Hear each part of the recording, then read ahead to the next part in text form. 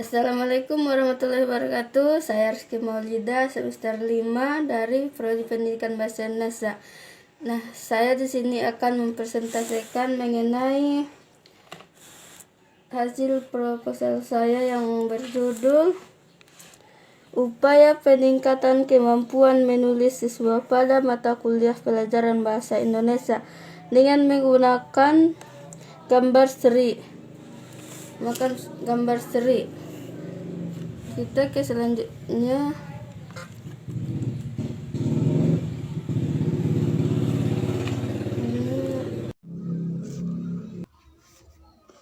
Yang pertama kita ke pengertian kemampuan menulis.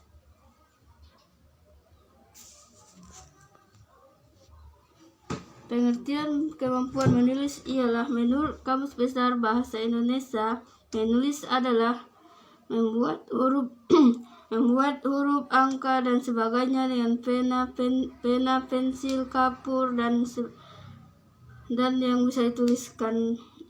Terus anak-anak sedang belajar melahirkan pikiran atau perasaan seperti mengarang, membuat surat.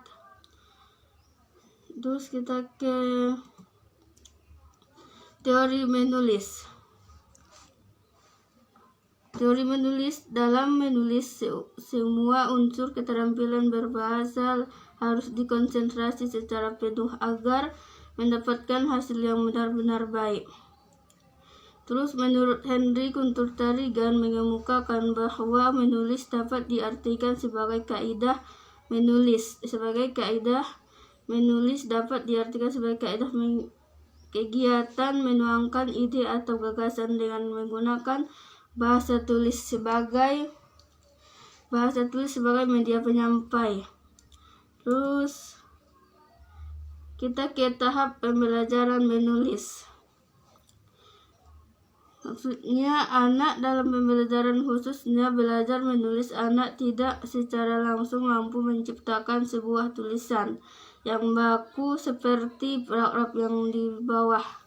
Seperti yang di bawahnya ini ada 3. Terus selanjutnya kita ke menulis paragraf sederhana. Menurut Ahmad dalam bukunya menyatakan beberapa pengertian paragraf, yaitu paragraf adalah karangan mini. Paragraf adalah satuan bahasa tulis yang terdiri dari beberapa kalimat yang tersusun secara runtut. Paragraf merupakan bagian dari suatu karangan yang berisi informasi.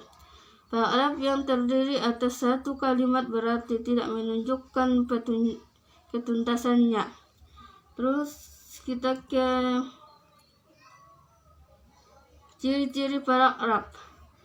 Paragraf memiliki beberapa ciri-ciri sebagaimana diungkapkan oleh Ahmad dalam bukunya, yaitu 1. Kalimat bertakuk menjorok ke dalam. Paragraf menggunakan pikiran utama atau gagasan utama yang dinyatakan dalam kalimat topik. Setiap paragraf menggunakan sebuah kalimat topik dan sebagainya. Terus selanjutnya kita ke terakhir, paragraf menggunakan pikiran menjelaskan gagasan penjelasan yang dinyatakan dalam kalimat penjelas. Terus kita selanjutnya kita ke fungsi dan cara pembentukan paragraf. Adapun fungsinya ialah membentukkan paragraf sebagai berikut. 1. Menampung bagian kecil gagasan utama karangan. 2. Memudahkan pemahaman jalan pikiran menulis dengan cara memisahkan pikiran utama yang satu dari yang lainnya. Terus yang ketiga, penulis melahirkan pikiran secara jelas, secara sistematis. Yang keempat, pembaca mudah mengikuti dan memahami alur pikiran penulis. Yang kelima, membentuk pengalaman pikiran menulis sebagai tanda pikiran baru dimulai. Terus selanjutnya kita ke struktur paragraf. kita ke struktur paragraf. Penyusunan paragraf meliputi 1. Menentukan tema. Menentukan ide pokok dengan menuangkan kalimat yang menjadi ide dasar paragraf. Memberi detail pendukung untuk mendukung gagasan utama. Menuliskan kalimat penjelas untuk mendukung ide pokok. Terus kita ke selanjutnya. Ada jenis-jenis paragraf. Berikut adalah jenis-jenis paragraf berdasarkan isi. Narasi yaitu paragraf yang menceritakan atau mengisahkan suatu kaidah atau peristiwa. Bentuk ini mementingkan urutan kejadian dan deskripsi adalah paragraf yang menggambarkan suatu objek sehingga pembaca seakan-akan bisa melihat, mendengar, atau merasa objek yang digambarkannya itu. Terus kita ke langkah-langkah menulis paragraf. Berdasarkan pada tujuannya, pembelajaran keterampilan menulis yang diungkapkan oleh Burhan dalam bukunya, langkah dalam menulis paragraf yaitu 1. Menyalin satu-satunya bahasa yang sederhana. Menulis satu bahasa yang sederhana. Menulis pernyataan dan pernyataan yang sederhana. 4. Menulis paragraf pendek. Maksudnya itu langkah-langkah untuk menulis supaya bagus, baik, dan benar. Ini yang 4 syarat langkah-langkahnya salah satu. Terus kita ke pengertian media pembelajaran.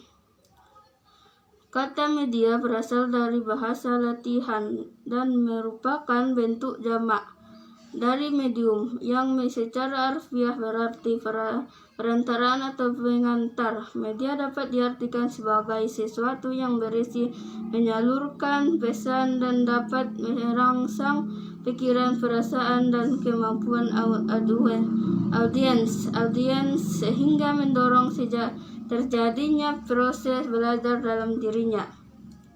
Terus kita ke media selanjutnya, yang tadi lanjutan yang ini. Media diartikan sebagai segala bentuk dan saluran digunakan untuk menyalurkan pesan atau informasi secara umum. Dapat dikatakan media mempunyai kegunaan antara lain. Yang kegunaan media ialah ini: memperjelas pesan agar tidak terlalu verbalitas, mengatasi keterbatasan ruang, waktu, tenaga, dan daya indera. Terus menimbulkan gairah belajar, interaksi lebih langsung antara murid dengan sumber belajar. Terus yang memungkinkan audiens dan kinestetiknya. Terus selanjutnya ada hakikat media gambar seri. Menurut Suparno, media ini terbuat dari kertas manila berukuran lebar yang berisi beberapa gambar. Gambar tersebut berhubungan satu sama lain sehingga merupakan rangkaian cerita peristiwa. Setiap gambar diberikan nomor urut sesuai dengan urutan ceritanya.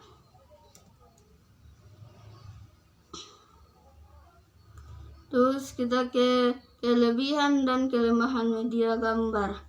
Di sini ada kelebihannya, kelemahannya. Terus kelebihannya ialah salah satu, dapat menerjemahkan ide-ide abstrak ke dalam bentuk yang lebih nyata.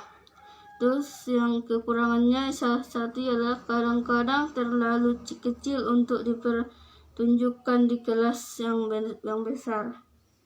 Atau gambar mati adalah gambar dua dimensi. Terus kita ada alasan pemilihan media gambar seri.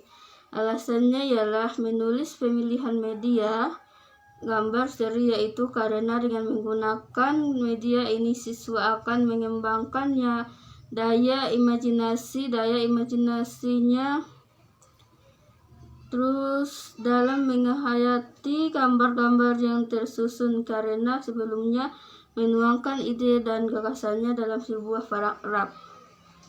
Terus kita ke langkah-langkah pembelajaran dengan menggunakan media gambar seri. Di sini ada semua langkah-langkahnya, yaitu salah satu langkah-langkah pembelajaran dengan menggunakan gambar seri menurut penulis adalah sebagai berikut.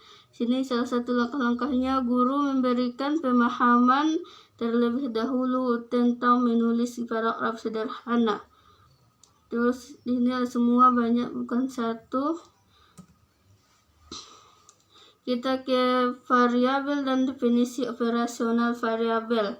Maksudnya, variabel merupakan satu pengamatan yang dilakukan oleh peneliti guna mendapat suatu informasi dari apa yang didetail, sehingga peneliti mampu mengambil suatu kesimpulan berdasarkan informasi peneliti yang didapatkan. Variabel adalah suatu atribut atau sifat atau nilai dari orangnya. Terus kita ke variabel terikat atau dependen. Maksudnya, variabel terikat adalah variabel yang menjadi akibat atau yang dipengaruhi berdasarkan berdasarkan pengertian tersebut. Variabel terikat dalam penelitian ini adalah peningkatan kemampuan pembelajaran di kelas 3 SD. Terus kita ke variabel bebas atau independen. Berdasarkan pengertian tersebut, variabel bebas dalam penelitian ini adalah penggunaan media gambar seri sebagai upaya untuk mencapai tujuan pembelajaran, yaitu sebagai salah satu penunjang keberhasilan siswa dalam menulis paragraf. Dan sampai di sini yang bisa saya sampaikan. Kurang dan lebihnya saya mohon maaf. Apabila ada salah, saya mohon maaf. Rizky Maulida mohon undur diri. Wassalamualaikum warahmatullahi wabarakatuh.